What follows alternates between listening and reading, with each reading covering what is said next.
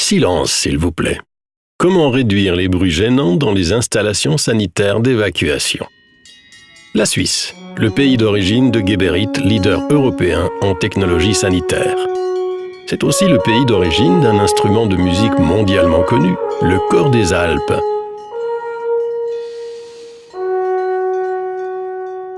Ça sonne bien, non?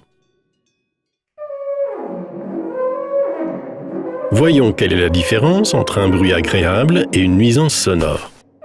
À vrai dire, c'est compliqué. Bien entendu, la qualité et le volume du son sont importants. Un autre facteur essentiel est le lieu.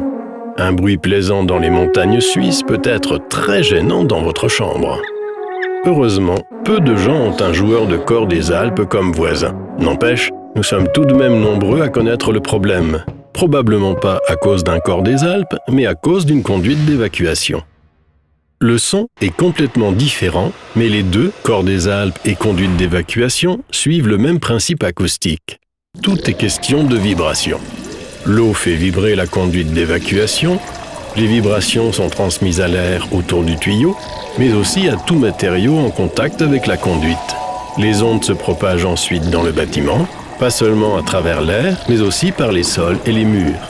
Il y a donc de grandes chances que les ondes atteignent votre oreille ou celle de votre voisin. L'oreille envoie un signal au cerveau qui transforme les vibrations en son ou en bruit. On pourrait dire que les bâtiments sont remplis de cor des Alpes. À une grande différence près, le son d'une conduite d'évacuation est bien plus gênant. Personne n'aime les bruits des WC. Mais comment réduire le bruit des installations sanitaires d'évacuation? Geberit a 3 réponses à cette question. Et la bonne nouvelle est que, comparé aux autres coûts de construction, ces solutions ne sont pas chères du tout. La solution numéro 1 est facile. Tenez compte des occupants et des bruits dès la conception du bâtiment. Évitez par exemple de construire une salle de bain juste au-dessus d'une chambre à coucher. Et s'il n'est pas possible de faire autrement, prévoyez alors une isolation acoustique. La solution numéro 2 va un peu plus loin et est très efficace. Rendre les vibrations minimales en découplant les installations d'évacuation du bâtiment. Voici ce qu'il faut faire. Placez tout le système de rinçage et d'évacuation dans une cloison et veillez à ce que la cloison, le réservoir de chasse et les conduites soient sans contact direct avec le bâtiment. En utilisant une cloison, les conduites d'évacuation seront toutes au même étage. Ne placez pas de WC au sol, installez un modèle avec cuvette suspendue. Et il y a encore une bonne nouvelle, Geberit peut vous fournir tous les produits et le savoir-faire dont vous avez besoin.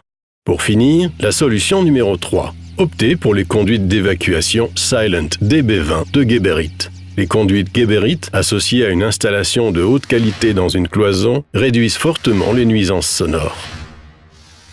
Rien d'étonnant, Geberit possède son propre laboratoire acoustique en plein cœur de la Suisse.